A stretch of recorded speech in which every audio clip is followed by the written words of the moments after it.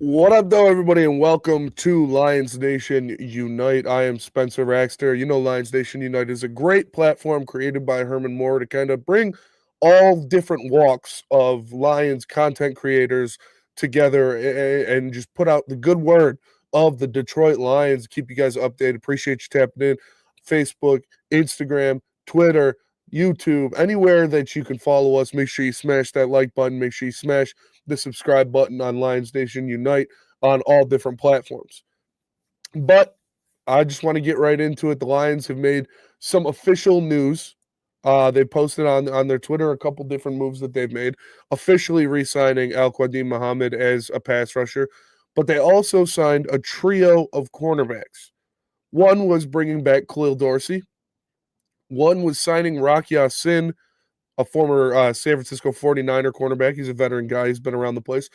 And then I think the biggest one was bringing in Avonte Maddox. And Avonte Maddox is a Detroit native. He played, he's from Detroit. I believe he went to King. I'm not sure exactly where he went, but he's from the area. He always wanted to be in Detroit. He has the Lions tattoo on his arm. He had that before he got here. What's up, Jacqueline, Dennis? Appreciate you guys tapping in. Bringing in Avonte Maddox was a good move for the Detroit Lions. This is a guy who's a veteran. He's been around. He's been around the league. He's done a lot of different things. What up, though, Shift God? Obviously, spent his entire career with the Philadelphia Eagles. Since 2018, he's been with the Eagles. Last year, he played in 17 games. He only started in 3 of them, but he played in 17 games. And he was more of a special teams ace, is what they really used him as last year, as a big special teams contributor, a guy who went out there and took care of business on that end of things. But I think this is such a good signing for the Detroit Lions for 2 reasons. One, it brings a veteran into that defensive backfield. Yeah, Avonte Maddox is a guy who's won the Super Bowl. Avonte Maddox is a guy who's won 2 Super Bowls, and he knows what to do in that back end. You have a very young secondary when you're looking at Ennis Rayshaw and Kirby Joseph and Brian Branch and Terrion Arnold and even Amik Robertson to a lesser extent. It's a very young group of cornerbacks out there, and having a guy like Avonte Maddox to come in, step into that locker room, and help them learn is going to be very helpful for them and for their development. Shout out to J Rod from church and home from church and brunch. What's up? What's up, man? Yep. Just chilling now. Lupe Lyon says, "Hey, sir, do you think we'll get more defensive end depth like we have in the secondary?" And I don't know. We'll see. We'll see, Lupe. That could be something that they're going after. They might want to add another veteran pass rusher, but I I don't think it's going to be anybody of substance. I don't think it's going to be anybody too high profile. I think they're looking for somebody in the draft to fill that role, but Avonte Maddox, like I was saying, he is a good veteran to bring in there and to help those cornerbacks. You put him in there, and you know that he's going to teach these guys. He's going to help these guys learn how to play in the NFL, how to be NFL cornerbacks. And again, not Amik Robertson as much because he's been here, he's done that, he's a veteran in the league. But Terrion Arnold and Ennis Rakestraw are going to learn a lot from Avonte Maddox and what he is going to be able to teach them. So I think that was an important factor of the Lions bringing him in, an important factor of the Detroit Lions adding him to their secondary roster. What up, S. Crits? What up, Keitho? Appreciate you guys tapping in. Make sure y'all smash that like button and subscribe to Lions Nation Unite. But like I said, Avonte Maddox, he's a 2-time Super Bowl champion. He's been all over the place. What the Lions are going to use him for, what the Lions are going to ask him to be, is a special teams guy. He's going to be the old head in there, and then he's probably going to be your backup nickel guy, because I think they start at Amik Robertson with nickel. That's what they're looking for. They want Amik Robertson to be their starting nickel, and then Avonte Maddox is going to be the backup behind him. He's going to be a depth piece for that secondary, move in and different stuff. And if, God forbid, they deal with more injuries in that secondary next year, you've got a piece in Avonte Maddox that can step up, that's played big games before, that's played in big games before, and you feel comfortable with him going out there and making plays. Super Bowl Wilson said we'll get another D-line after the draft, but won't be happy with his Madden ratings. Yeah, that's I agree with that. Shout out Keith. I'll run that like button up for sure. And I think like I said, that is just more insurance in the secondary is bringing in Avonte Maddox. That is a guy that is you're comfortable with going out there if something goes wrong, if somebody goes down, and having him as the guy, having him as the backup for break glass in case of emergency kind of defensive back is a very good thing to have in your pocket. And now it also frees up Ennis Rakestraw to play more outside. I know that they were getting him a lot of looks at nickel in camp last year, and there was a lot of speculation before he was dealing with the injuries that he could play that nickel spot.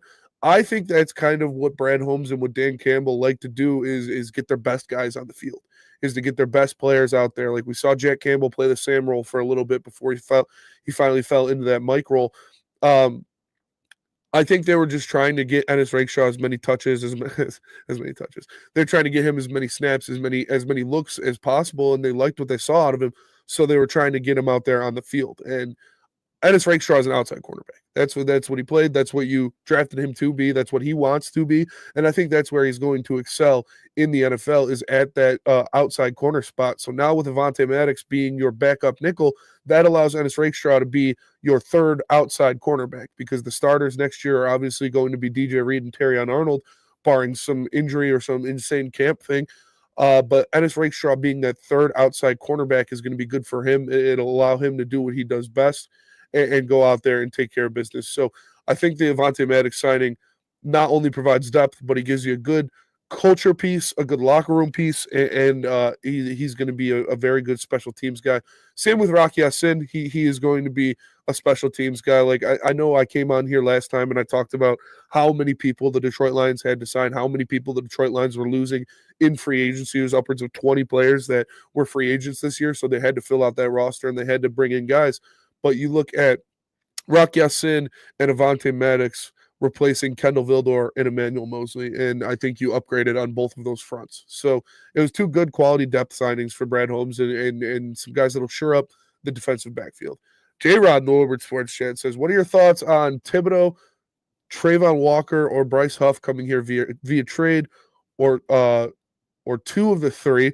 You'd love Trayvon Walker for sure, than either of the other two.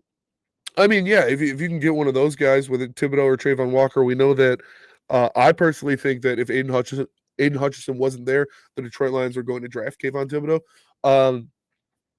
I don't know what the logistics of a trade for one of those guys would look like. Obviously, they're very young, aspiring pass rushers, and teams are going to want to keep them. I know I heard Trayvon Walker was being shopped around somewhere. I don't know if there was any confirmation on that, but I mean, if you can go out and get one of those guys, I think you do. Brad Holmes has shown that he will trade for a piece like that. Like, look what he did with Carlton Davis last year. He traded, a third-round pick for him, and you ended up not even keeping him. But he was a very essential player, and he was extremely important to what the Lions did last year. So I think a trade is something I could buy into a little bit more than them signing a big-name free agent edge rusher. If they're going to go out there and trade for somebody, I could see that more than I could them grabbing someone in free agency.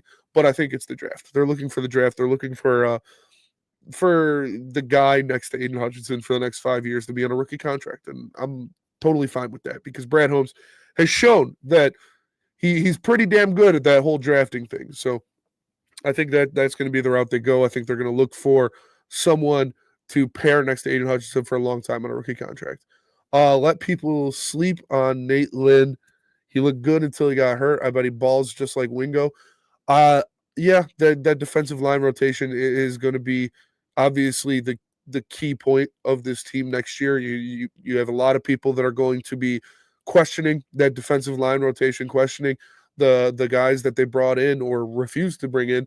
But I think the defensive tackle rotation is pretty damn set right now. When you re-signed Levi, you brought in Lopez, you got Reeder, you've got Aleem McNeil coming back probably week 5, somewhere around there. He's probably going to start the year on the PUP list, but I think that defensive tackle rotation is pretty solid. And I know Miles Adams, I know Lions fans don't want to hear me talk about Miles Adams being the savior, but he's not the savior. He's not, he's not Jalen Carter or anything.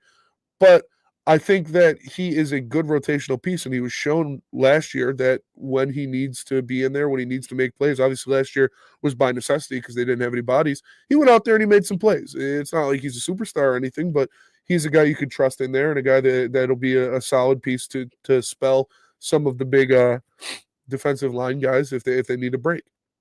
And Wingo is going to be an extremely huge part of that. If he's healthy and ready to go to start the season, I expect to see a lot of Wingo, especially in pass rushing downs. They like to use him. They can use him on the edge. They can use him in the middle. Uh, I think him and Levi are going to hold down that 3-tech spot while Aleem gets healthy. So I'm excited to see what those two guys do. Shift God says, do you think we draft the safety? Yeah. Yeah, I think the Lions are going to draft the safety. You know, they lost, obviously, Ife Melifamu. They lost Brandon Joseph. Um, not in the first round, not in the second round even. I had them taking the guy from Penn State. Oh, what's his name? He's a Detroit guy. Jalen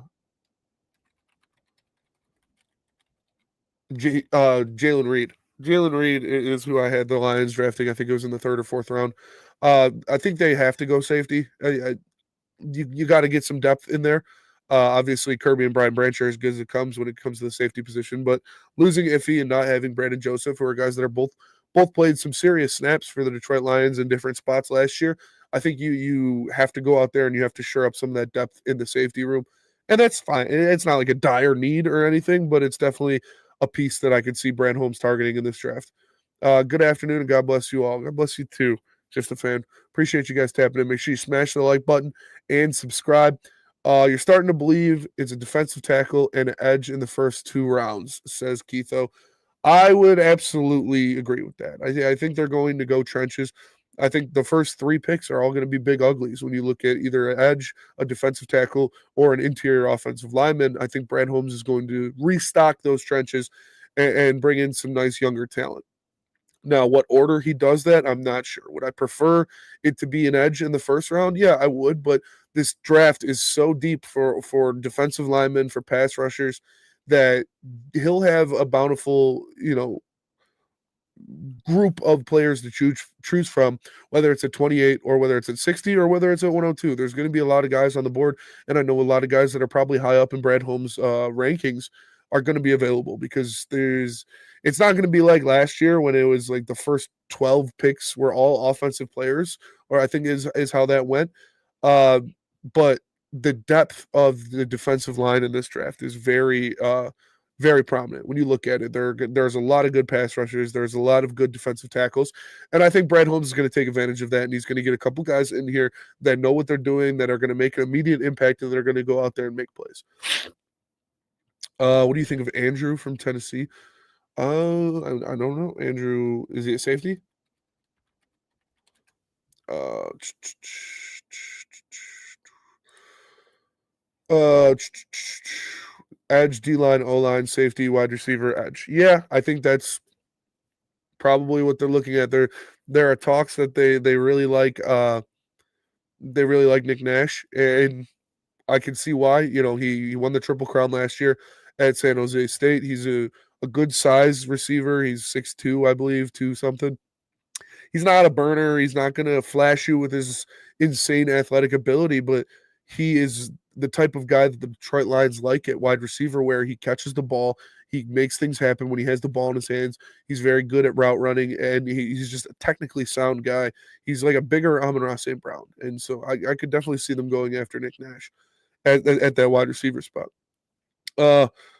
You wouldn't mind describing Thornton Jr., 6'5" wide receiver, or Will Shepard if he's there in the fourth. I would like Will Shepard. That's a guy that he can high point the ball really well. He can go after those jump balls. But again, I'm not sure if that's the type of guy they look at. Those aren't the only things that you can do for the Detroit Lions to get excited. You know, you're going to have to be an all-around guy. You're going to have to go out there and take care of business in what when you get the ball in your hands, you're going to have to make plays. You're going to have to be a guy that does a lot after the catch. That's what they like. That's what this offense is predicated on. And we see those are the guys that they attack. I think Nick Nash is going to be the guy that they look at in that fourth round area if you're looking at a wide receiver. But in the beginning of the draft, when you look at where they're going, I do think it's going to be defensive line. I don't think, and that's like the BPA, the Brad Holmes BPA argument is definitely there. He definitely loves, the best player available, and he's going to take the guy regardless of position if he falls in his lap. But we saw him last year. I don't know if you consider that a BPA move when he moved up to get his guy at cornerback, which was a position of need for the Detroit Lions. I I mean, I guess you could say, it was BPA because he was one of his first round guys and he had to get him before he left, but it was also a position of need, and you saw him double up on it. And I think last year was a very deep draft for cornerbacks. You look at Quinyon Mitchell, Nate Wiggins, obviously Terrion and Ennis. You had Cooper DeJean. That was a very deep draft of cornerbacks, and we saw Brad Holmes get two of them at a position of need, and one of them started right away. I think you look at this year's draft, it's a very deep draft in edge rusher. There's going to be 5 or 6 edge rushers off the board in the first round this year. I think Brad Holmes does the same thing he did with Terrion Arnold. I think he moves up. Not anything crazy, like not into the top 10, but I can see him moving up anywhere from 18 to 24 to get a guy that he likes, because there's going to be an edge run. There's going to be a run in this draft where you see, boom, Pierce goes, boom, Stewart goes, boom, Mike Green goes, all not in that order, obviously, but they're going to start falling off the board fast when one goes. And I could see Brad Holmes moving up and getting one of those top tier pieces. So I think that that is what he's looking to do. I think that he is going to shore up that defensive line, because you look at now with free agency, that's really the only thing that people can point to as a deficiency on this team. Maybe an offensive line piece, but you got to think that Manu's growing into something. We haven't seen anything from him, so maybe he'll be a good rotational piece or a backup piece on that offensive line next year. Um, you can say a depth piece at center or guard or something like that. Yeah, sure. But the biggest piece you need and the biggest hole in this team is still that piece opposite of Aiden Hutchinson. And starting right now, it is Marcus Davenport. I think they like Marcus Davenport. They want Marcus Davenport to be the starter. You saw it last year when he was the starter, when he was healthy. So if he can stay healthy, that's a piece, but that's a big if. We can't rely on him to stay healthy. You can't put all your eggs in the Marcus Davenport basket because he hasn't shown that he can stay healthy for a season. So getting a guy for the future, because Marcus Davenport's just on a 1-year deal. You don't know what's going on with Josh Pascal yet. You're going to have to re-sign him. I believe this is the last year of his rookie contract. So you're going to need to get a piece in there that you can see long-term pairing with Aiden Hutchinson, and the easiest spot to do that is in the draft. Don't be surprised if Holmes trade up, says 0-16.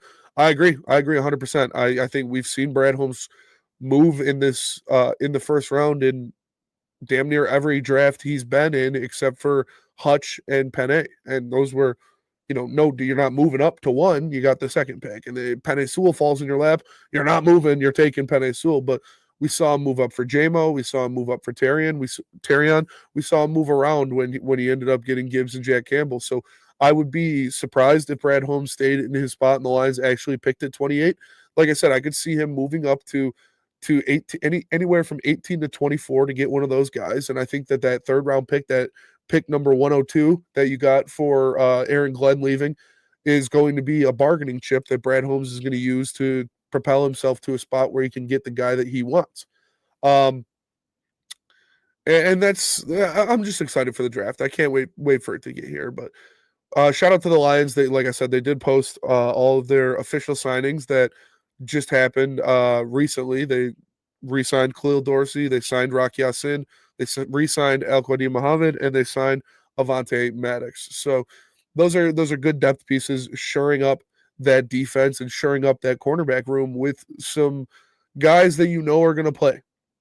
Like, that's not bringing Rock Yassin and Avonte Maddox. I know those aren't super moves, but they are good pieces. They are, when they play, they're effective, and you're not going to be asking for them to do everything. You're not going to be giving them the world. They're just going to be depth pieces, and they're going to play their role. They're going to play a lot of special teams. They're going to play, if someone goes down, you've got guys that can step up behind them. And like I said, it's kind of replacing Emmanuel Mosley and Kendall Vildor with Avonte Maddox and Rock Yassin. And I think that is an absolute W by Brad Holmes and the Detroit Lions. Again, I think the most beneficial part of this is not even going to be their play. It's going to be Avonte Maddox helping these young guys. It's going to be a two-time Super Bowl champion in that back end, teaching Terrion Arnold and Ennis Rakestraw kind of the tricks of the trade. So it was a great addition for the secondary.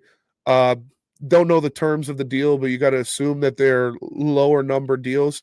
When Avonte Maddox plays, he's effective. Like I said, he didn't start many games. He hasn't started many games for the Eagles for a while now, but he played a lot of special teams and he played in 17 games last year. So he's not going to be this guy that's starting opposite of DJ Reed or starting in the slot over Amik Robertson or anything like that. You have your starting cornerback set. Obviously, on paper right now, it is DJ Reed and Terrion Arnold on the outside, and then Amik Robertson in the slot. Avonte Maddox is going to be a guy that can move around and can play different spots in case someone goes down. So I think that is a very good piece. It's a very good depth signing, and I was happy with that. Brandon Heath said, why TF will we re-sign Dorsey? He's horrible. Anytime he steps on the field, your blood boils. I don't know. I think that might be a little aggressive. I think that Dorsey is fine in what he does. You don't ask him to be, your starting corner. That's not the player he is. He's not your starting caliber corner, but he's a good special teams player. He is going to be a depth piece going forward, and now him being your sixth cornerback is you can't really complain about that. You're not expecting much of him. Best case scenario, Dorsey doesn't see the field for the Detroit Lions. That means all of your guys are performing and all of your guys are staying healthy. And now he has not only Terrion and DJ Reed, but he's also got Amik Robertson, Ennis Rakestraw, Rock Ya-Sin, and Avonte Maddox in front of him. So it's not like Khalil Dorsey's going to be seeing too much playing time out there. Depth. 6 corners got hurt last season. Exactly, Owen. You need that. And like I said, these are good, solid depth pieces. These are not Amik got hurt 5 minutes into the playoff game. Yeah, that was sad. And it could be Amik Robertson. I assume he's going to be ready to go. It looks like he was already doing drills and full contact stuff. So I think he should be fine to start the regular season. I don't think that injury is going to linger. But like you said, you needed that depth. You had a lot of injuries. A lot of guys go down last year. Obviously, newsflash, the Lions dealt with injuries last year, but having the depth in your secondary is extremely important. And that's why I think they're going to get a safety in the draft as well, is they don't really have much safety depth. So I think they're going to target somebody and bring them in here just in case. You can never have enough secondary players. All those special teams guys, you're going to see them being the gunner on punt and stuff like that. So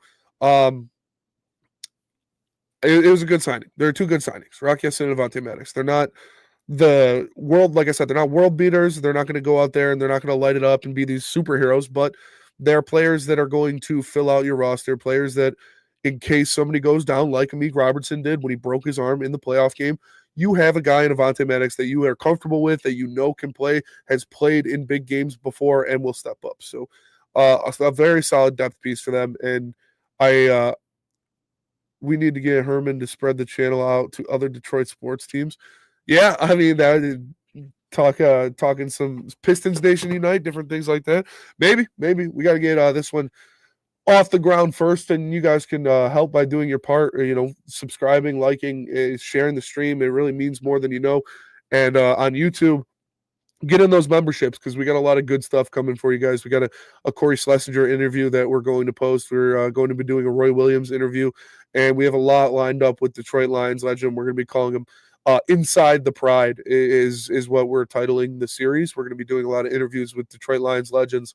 Herman Moore, obviously a big part of it, and possibly Calvin Johnson, possibly Barry Sanders. You'll have to stay tuned, and that is only going to be available to members of Lions Nation Unite on Facebook and YouTube.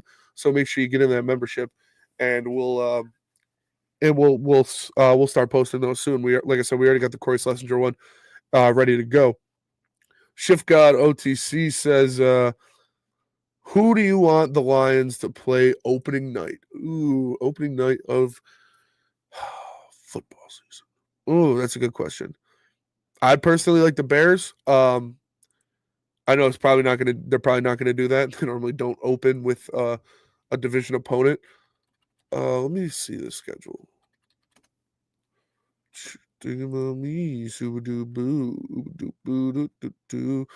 Let's see.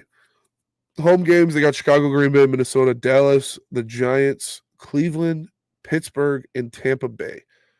And then on the road, you got Minnesota, Washington, Philly, Cincinnati, Baltimore, Kansas City, and the Rams. So I would not be surprised if it was Kansas City or the Rams again, maybe even Philly. I think that's something that Philly's going to get, don't they normally do the Super Bowl champion is that first Thursday night game? Maybe it's the Lions in Philly. Maybe that's what they decide to do. But I honestly want the biggest challenge first. Bring me Philly, says Shift God. Dr. Detroit says Philly. So, yeah, that's going to be one of their primetime games. That whether it's Thursday night or Sunday night or Monday night football, you got to think Lions versus Philly is going to be appointment viewing. So they're going to have that propped up. Is it the first game of the season? I don't know. I can see that. That makes a lot of sense, though. Super Bowl champion. The Detroit Lions are one of the best sells in sports right now. So I could definitely see Philly and the Commanders. Watch. Ooh, I would like get back against Washington would be good too. Yeah, we have depth right now. We need a good defensive tackle and a great right edge and a great guard or left tackle or center. Yeah, and I think that's what's going to be they target in the draft. They're going to get, obviously you got Lee McNeil locked down for a big deal, and he's not going anywhere anytime soon. You just re-signed him last year, but DJ Reader, this is the last year on his deal. Broderick Martin, you can't think of anything for Broderick Martin. Like I'm not factoring him in because he hasn't showed us that he can play in the NFL. So I think, yeah, defensive tackle, edge, interior offensive lineman, those are going to be the first 3 picks off the board for the Detroit Lions. If you asked me today, the order depends on who's there, but I think those are, you can expect a healthy portion of big uglies in the draft for the Detroit Lions. And we need a safety backup. Yep, definitely need a safety backup. I'm still here. I was looking at free agents available. Shout out J-Rod. And shout out to all you guys in there. Again, please smash that like button. Subscribe to Lions Nation Unite. Appreciate you tapping in and joining me. Just doing a little kickback, a little comfortable talk, like coffee talk about the Detroit Lions new signings and the biggest ones that shored up their defensive secondary were Avonte Maddox and Rock Ya-Sin. I think everybody's okay with that. I don't see anybody Avonte Maddox, shout out Flannel. I don't see anybody poo-pooing it either. Like that one is kind of the perfect signing for fans and for the team because Avonte Maddox is a name he's a 2-time Super Bowl champion. He is a Detroit guy. He is a good player. He was a good player in his prime. He's not really in his prime anymore, but he's still very good at what he does. So Lions or fans are happy. They see Avonte Maddox. They're like, I know that guy. I've heard that name before. This is a good signing.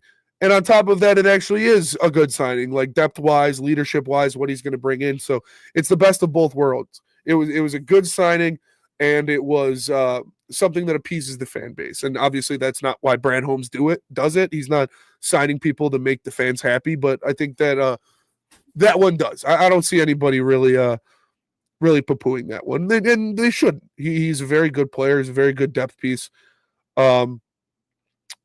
Yeah, if it helps us focus on the lines, to me, I agree. I think secondary, cornerback room is set right now. You have a very good cornerback room. We talked about it on heavyweights on Friday. I think this is the best cornerback room that Brad Holmes has had as the GM of the Detroit Lions. You look what I expect out of Terrion, the jump I expect out of Terrion, what I know DJ Reed is, what I know Hamik Robertson is, and then the depth behind them with Ennis Rakestraw, Rock Ya-Sin, Avonte Maddox.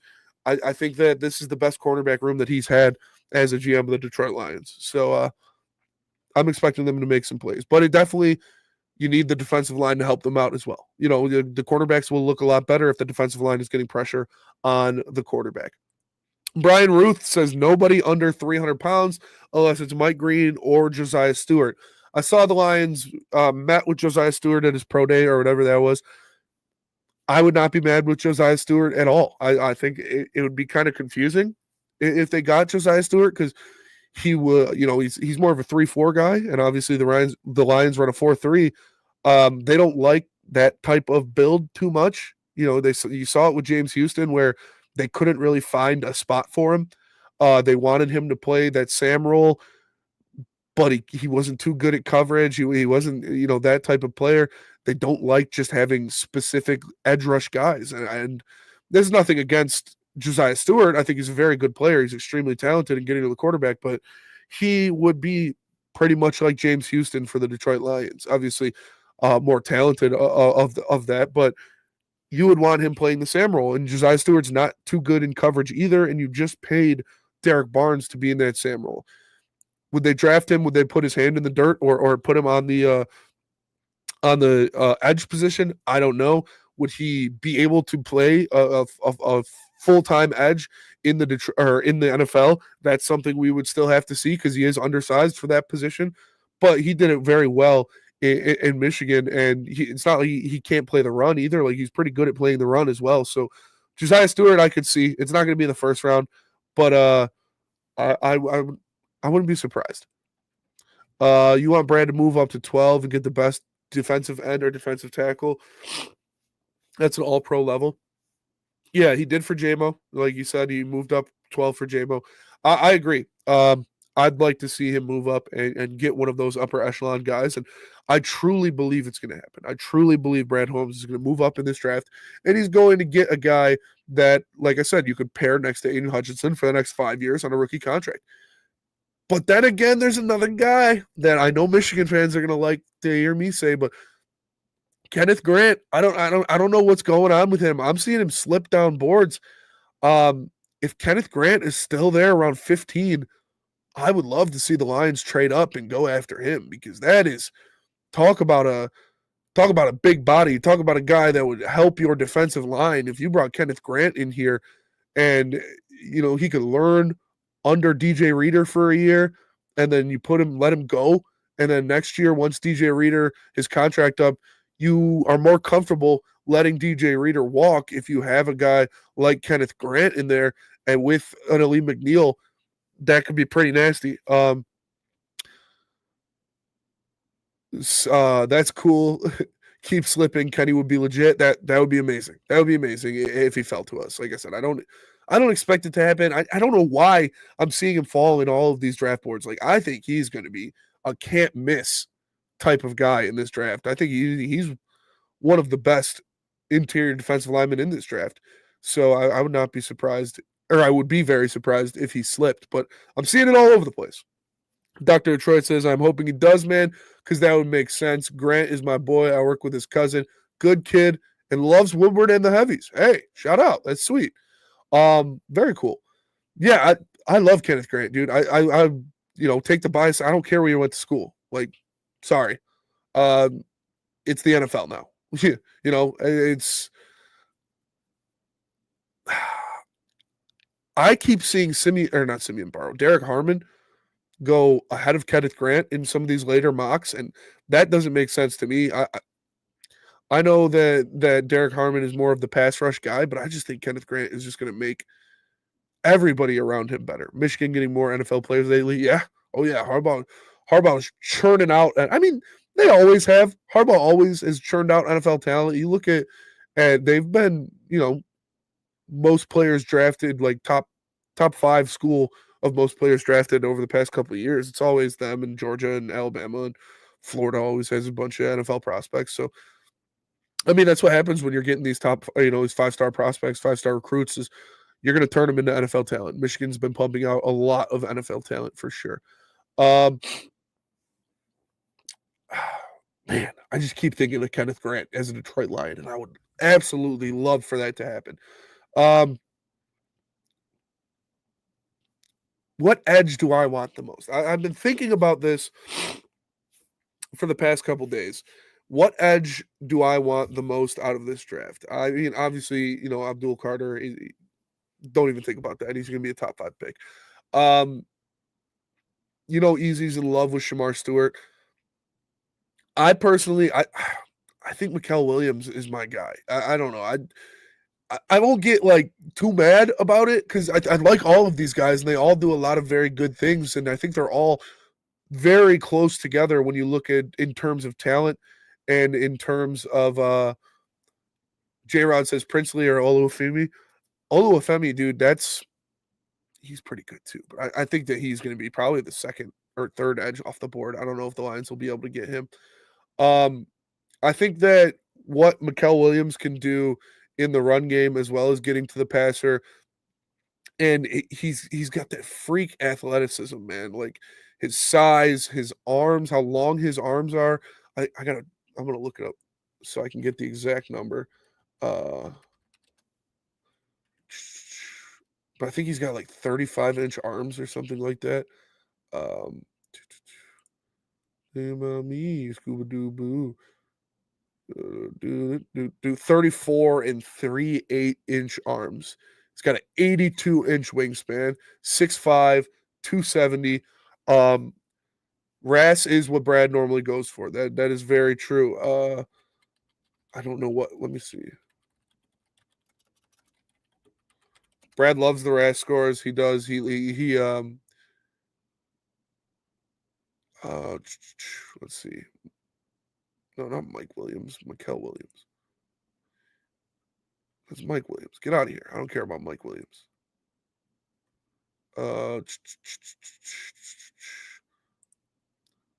What is his RAS score?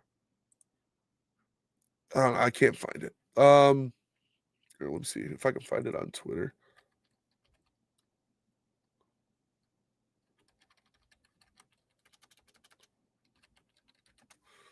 Thinking about boo, Scooby Doo Doo Doo Doo Doo. He is a freak athlete though. I'm sure his RAS score would have been off the charts.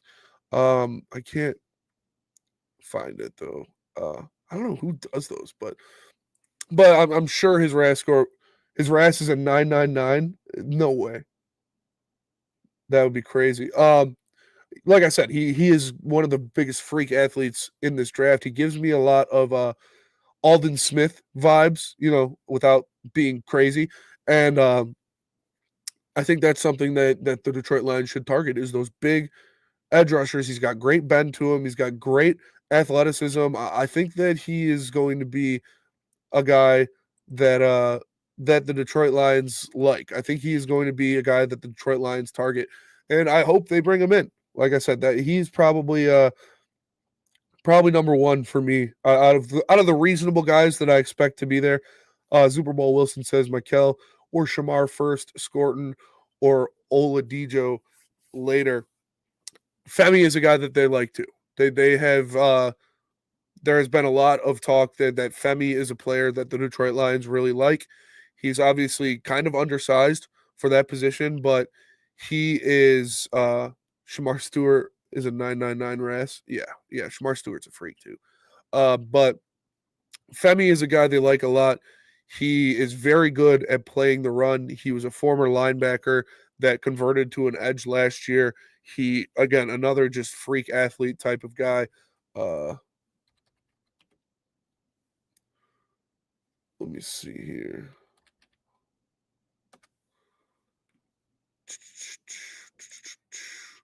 Yeah, he's 6'3", 260, 33-inch arms, 80 wingspan, got a 4.7 40, a 36-inch vertical. But this guy, like I said, he is freaky with like the bend. His bend, his hips and his ankles, when you watch his tape, he can get so low, and his size helps him against tackles because he can get around them. Oh, I'm a RAS of 999 with that stash. I appreciate it. Stash is working. Like the stash for sure. But Femi is a guy that the Detroit Lions have talked to. Femi is a guy that I could see them targeting. It wouldn't be a first round pick. It might not even be a second round pick. But I think that is a guy that they're going to look at if he's available to them at 60. Maybe they pull the trigger on him there. That might be a little too early. But if you like your guy, if he's your guy, they're going to go after him. They're going to get him. Like I said, he's a converted linebacker, so he plays the run extremely well. He has very good instincts in the run game, and he's very raw as a pass rusher, but he shows the signs of how to get to the quarterback with his athleticism, with his bend. Like I said, if you watch his hips and his ankles when he's rushing the passer, it's honestly crazy that he can do the stuff he can. But I think that's the guy that the Lions are going to go after for sure. Brian Ty says that's absolutely what the Lions should do. People forget how Philly built their line. You don't spend a bag on an old player like Garrett. He showed you he was just wanted the money anyways. Get a rookie and let Hutch and the crew teach him the ropes. Yeah, I think you definitely need to build through the draft with that defensive line for sure. Trent Booker needs to be a Lion. I would not be mad with that either. I think that he's a guy that well, where would you get him? I'm not going to draft him in the first 3 rounds. I wouldn't personally. He's a guy that could play. He can play safety. He can play corner. Good versatility there, so they like that. We have no choice now, says Dr. Detroit. Yeah, I mean, I guess you're kind of forced into building through the draft, but that's not a bad thing. Like Brad Holmes has done very well in the draft, and it's not like they need all of these pieces or all of these guys to fill spot. You need a couple guys here or there to fill in. Obviously, if Marcus Davenport stays healthy, that will change a lot of things. No, I'm not banking on that, but they want to. Shout out to Chicken Nugget King in the chat. Appreciate you tapping in, brother. Let me give you a wrench, Chicken Nugget King. What? Boop, there you go. What was I saying? Can't remember what I was saying. No, it's not bad. It's just more risky. Yeah, I mean, it's hit or miss, I guess, but I like Brad's hit rate in the draft.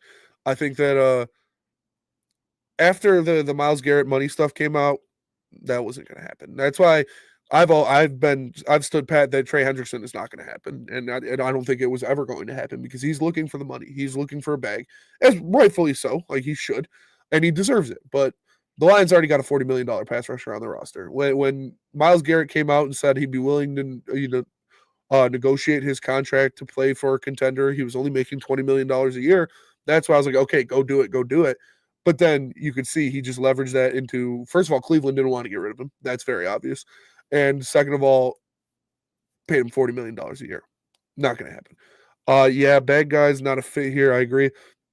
Yeah, it's not that, like, oh, they're looking for money, they're not going to come here. It's you've got so many guys that you have to pay on your roster that Brad Holmes drafted that are going to get, upper echelon talent for their or upper echelon money for their position.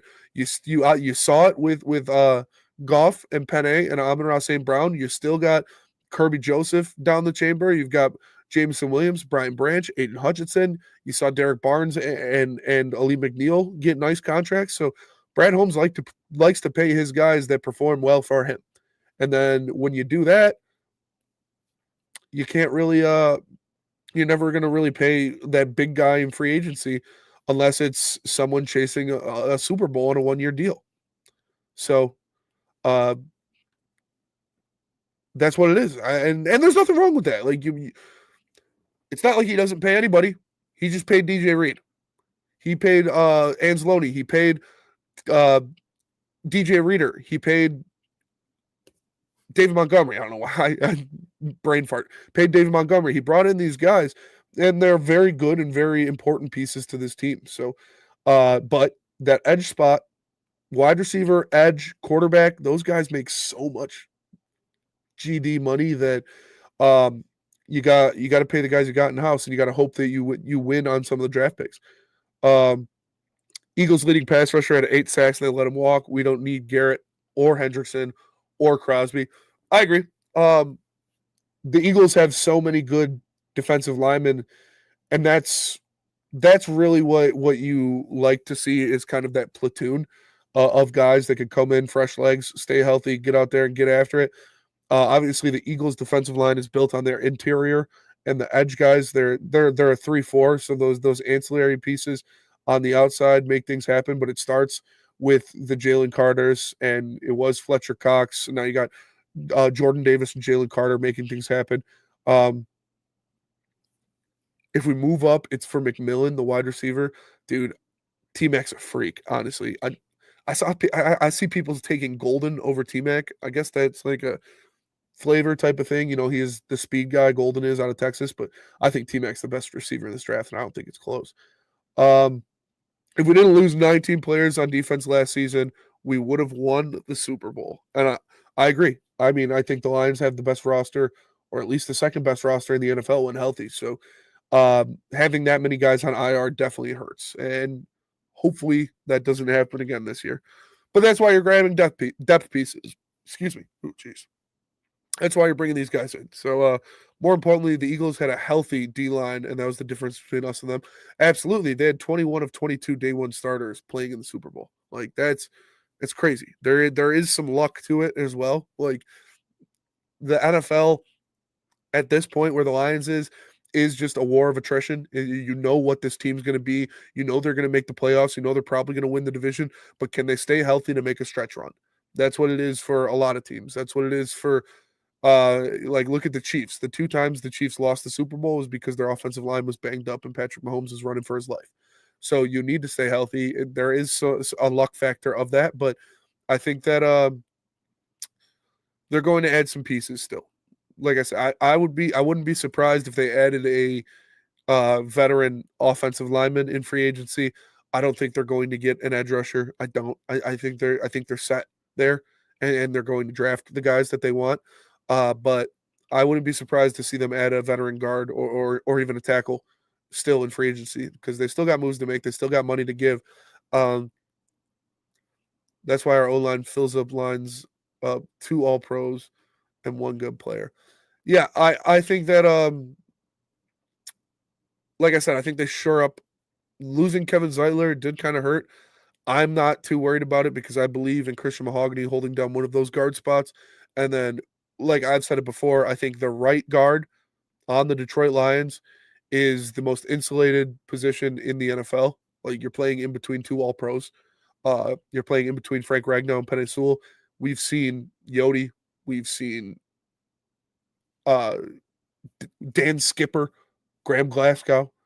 We've seen everybody that has stepped into that right guard spot perform at a very high level. So I'm not too worried about that. I think if you move Glasgow over to right guard, where he played very well a couple of years ago, and then have Christian Mahogany hold down that left guard spot next to Taylor Decker, I think that would be what I would do personally. But obviously, I'm not the coach. They're going to make those decisions. But I'm not too worried about the offensive line starters wise. But you do need to bring in a depth piece. We haven't seen Ragnar go down though or play injured, and he not been as good. We have seen, yeah, you have for sure. And that's what I think. Dalton Risner for depth, versatile along the entire front line. Glasgow's buddy. Yeah, I wouldn't mind that at all. And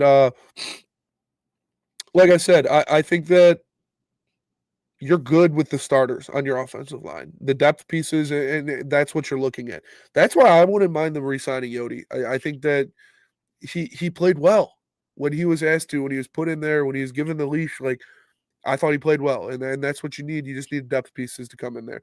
I know that I've been banging the table for Tate Ratledge. If he's there in the 3rd round, I would absolutely take him. I think he fits everything that the Detroit Lions like to do. He's an athletic guy. He can move around all the interior offensive line spot. I think that's a guy that I would target. He's nasty in the run game. Can get out in front of like running backs and tight ends on screens and pulls and stuff like that. So I think he's a guy that I would look at for sure. But if we sign a veteran guard, it'll be someone cheaper than Graham. Yeah, absolutely. It'd be kind of like the Zeitler deal, last year, not this year. 1 year, $6 million, something like that, to bring in a guard and to be a depth piece. But I'm excited to see what they do. The draft is coming around very soon, so Brad Holmes is going to be a very busy man. But they still got some things that they need. It's not a perfect roster by any means, but I'm not worried about it because I think they're going to go out there and they're going to take care of business. No, you want to draft O-line and just all O-line and D-line, start with an all-pro defensive end. That would be just dandy. Yeah, I mean, you tell me you're getting an all-pro defensive end in the draft, I'll take that any day of the week. So we'll see. Like I said, I got the first 3 picks coming off the board for the Lions all as big uglies, but we know that if you think you know what Brad Holmes is going to do, he's going to do something else. So we'll see what happens in the draft. But I would not be surprised to see them go trenches early. Well, that'll do it for me today. Appreciate you guys tapping in. Make sure you smash that like button and subscribe. Just a little quick recap of free agency and what's been going down. Make sure you follow Lions Nation Unite on all social media platforms: Twitter, X, Facebook, Instagram, YouTube, all of that stuff. Become a member on YouTube and Facebook. We're going to be posting our Inside the Pride stuff. It's going to be a series of interviews of us interviewing Lions legends. We did a Corey Schlesinger one that we're set to post next week. We Roy Williams we're going to be doing soon. Like I said, we can have Calvin Johnson. We could have Barry Sanders. You never know. Herman's got the connects. So we're going to be doing a lot of these throughout the year. They're going to be for members only, though. So if you want to get in with that, we're going to be doing those. We're going to be doing Herman Moore's going to be doing some Q&A that will be members only stuff. So if you want to get more involved in that, make sure you get a membership of Lions Nation Unite on YouTube. Appreciate you all tapping in. Real quick before we go, I see this question in there from Brian. Said, do you think Dan and the training staff adjust their training camp and practices to insulate injuries? I don't know. I think they should. I think they're definitely going to look at what happened last year and they're going to make some adjustments. I don't know if they're going to overhaul what they do, but I think they'd be kind of foolish to not tweak some things. That was, and I don't know if it's really on that because that was just crazy bad luck with the injury situation they had last year. So I don't know if you can blame it on, they're going too hard at practice or, the trainers aren't doing their jobs. What trainer is going to help Aiden Hutchinson's leg snapping? What trainer is going to help Anzalone's arm, getting pinned between Brian Branch's helmet and another player? Like, that's not the training staff's fault, some of those injuries. Now, the other ones, there was a lot of ACLs. There was a lot of little tears and stuff like that. So that could be something that they look at. Maybe they do more cold plunges. Maybe I don't know. That's not my area of expertise. But I think they'll definitely tweak things. Like I said, I think they'd be foolish not to. You got to make an adjustment after you saw what happened last year. The big ones I don't put on the training staff, like the Hutch injury was a freak accident. The Anzalone injury was a freak accident. The Amik Robertson injury, freak accident. It's just crazy that they all happened to Detroit Lions players. And that's where the luck part comes in. Is like, damn, they really got the short end of the stick when it came to the injuries last year. So hopefully they fix that. Hopefully they make some tweaks, make some adjustments going forward. But there's not much you can do when a dude breaks his leg like Hutch did. Like there's not much a training staff can do. Getting depth at corner in free agency shows we were worried about the last 2 years. I think we have great depth now.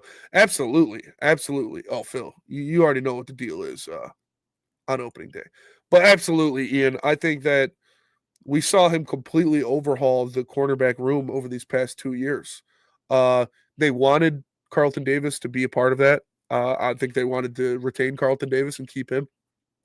But he's at the point of his career where he wanted to get the money. He already has a Super Bowl. He knows this is the last big lucrative contract that he'll be able to get. So he wanted to go out there and make some extra money. I don't blame him for that. But you bring in DJ Reed, and he's about as good as it gets when you're looking for a replacement for Carlton Davis. And now you see that, do they have any cornerbacks that were on this roster 2 years ago? I think it's just Khalil Dorsey. Because Amik Robertson, you just brought in. Obviously, Rocky Ya-Sin and Avonte Maddox, you just brought in like last week. Terrion Arnold and Ennis Rakestraw were draft picks last year. And DJ Reed, you brought in this summer. So no, I think Khalil Dorsey is the only cornerback remaining from that team 2 years ago that went to the NFC Championship game. And I know that was a big point of contention. And we saw when guys went down, Cam Sutton, bum. He was bad. Jerry Jacobs, he was never, Jerry Jacobs was fine. He was never like a Pro Bowl caliber guy or anything like that. But no, yeah, it's just Khalil Dorsey. He's the only guy remaining from that team. So shout out to him for outlasting the Brad Holmes purge of cornerbacks. But I think, like I said, I think this is the best cornerback room Brad Holmes has had as the general manager of the Detroit Lions. And it's pretty obvious that that was a point of emphasis after the NFC Championship game was, all right, we need to improve our cornerback room. We need to completely overhaul that cornerback room. And you did that by signing a couple free agents and Amik Robertson and DJ Reed, drafting two guys in Terrion and Ennis, and then signing more free agent depth pieces in Rock Yassin and Avante Maddox. So yeah, the Lions quarterback room enema, absolutely, dude. They had to flush it out, like they really did. They had to completely revamp. I think it was pretty obvious even last year when they did that because they drafted two and they signed two guys with well, they traded for Carlton Davis, they signed Amik Robertson, and they drafted two quarterbacks in the first two picks. I was like, okay, yeah, Brad did not like what he saw out of his core, and that's a point of confidence for Brad Holmes. He calls himself the cornerback guru, the cornerback whisperer. So I think he's done a fantastic job at retooling and revamping that cornerback room, and I think we're going to see some great play out of them next year. Is there another room needing revamping? I think edge. I mean, that would be the spot. You've got your cornerstone in Aiden Hutchinson.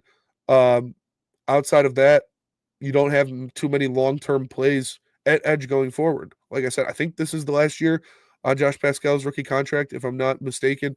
Obviously, Davenport is a one-year deal. Muhammad, you just signed to a one-year deal. Wingo, if he plays the edge, or you can bump him out there. But I think that's the next room. You saw him do it with running backs. You saw him do it with linebackers. You saw him do it with cornerbacks. And now I think he's going to do it with the edge room. Brad likes to have his rooms complete. He likes to focus on one thing and build that room um, from the ground up, kind of. So, what is Hooker's future possible position move? No, he's a quarterback. He's going to play quarterback. That's what he is. Um, it's just, I mean, maybe not here. He's going to be a backup. I think everybody that's like, oh, he's the best kept secret in the league. Yeah, relax. Like, I don't think he's where the Lions wanted him to be at this point in his career, and that's fine. You don't really need him. You have Jared Goff playing at an All-Pro level, so um, I think he'll be fine as a backup. I don't. You guys know me. I don't care about the backup quarterback at all. If the backup quarterback is in, you're probably not going to win the game. We saw Teddy Bridgewater come in there for a couple plays when Jared Goff took that hit in the playoff game, and it was a Jameson Williams end around. I think if you have a guy in this system with this offensive line, with these players around him, all the playmakers that the Lions have, you could put pretty much anybody as the backup out there, and if they just need to spell Jared Goff for a little bit, and they'll take care of business. Hooker should have given some RPO packages in your opinion. Yeah, I mean that's what they like. You maybe how tall is Hendon Hooker? Is he like 6'4"? Maybe bring him in for he's 6'3". So maybe bring Hendon Hooker in for goal line work or tush pushes or something like that. But I don't think that's what they want to do. I know they've talked with Jalen Milroe. And that's something Jalen Milroe is going to be somebody's super Taysom Hill. Like I actually really like Jalen Milroe as a prospect for what the NFL is now.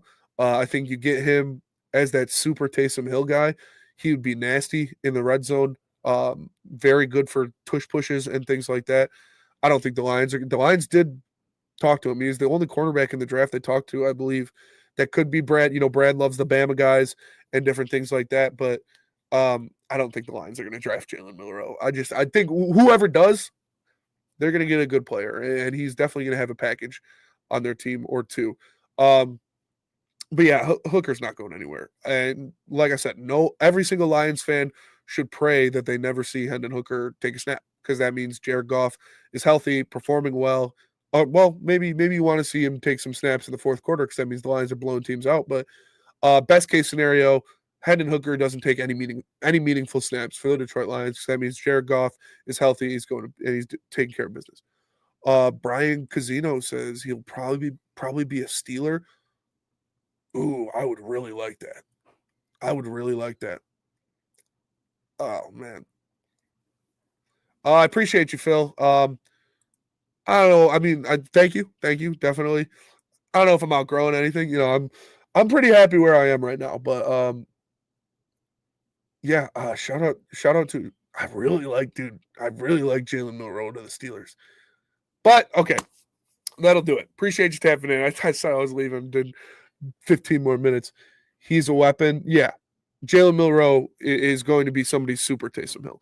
Appreciate you guys tapping in. Make sure you smash that like button, subscribe, follow Lions Nation Unite on all platforms. And like I said, if you become a member of Lions Nation Unite on YouTube and Facebook, you're going to get some extra content. We're going to be posting our Inside the Pride interviews, talking with some Lions legends more and more. We're going to get those out, and some Herman Moore Q&As, a lot of cool stuff for Lions members, or for Lions Nation Unite members on Facebook. So make sure you look, and YouTube. So make sure you look into that. Appreciate you guys tapping in. Make sure you smash the like button. Until next time, Lions Nation Unite, I am Spencer Axter. Peace.